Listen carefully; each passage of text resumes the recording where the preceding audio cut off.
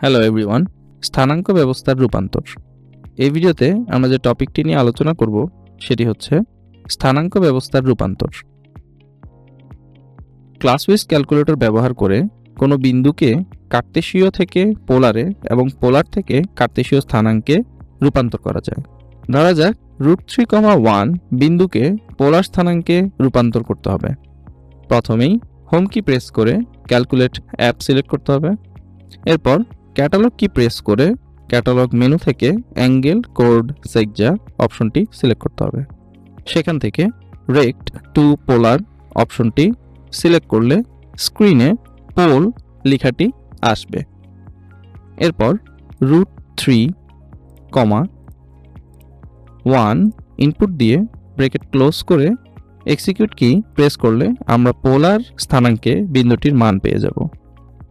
অনুরূপভাবে 2,60 ডিগ্রি বিন্দুটিকে কার্তেশীয় স্থানাঙ্কে রূপান্তর করার জন্য প্রথমে হোম কি প্রেস করে ক্যালকুলেট অ্যাপ সিলেক্ট করতে হবে। এরপর ক্যাটালগ কি প্রেস করে ক্যাটালগ মেনু থেকে অ্যাঙ্গেল কোড সেকজা অপশনটি সিলেক্ট করে সেখান থেকে পোলার টু রেক্ট অপশনটি সিলেক্ট করতে হবে।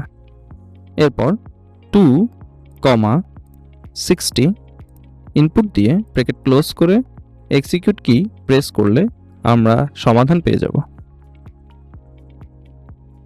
সঠিক ক্যালকুলেশন পাওয়ার জন্য সকলকে ক্যাসিও এর অরিজিনাল ক্যালকুলেটর ব্যবহারের জন্য অনুরোধ করছি। ক্যালকুলেটর অরিজিনাল কিনা তা চেক করার জন্য 4টি ধাপ ফলো করুন।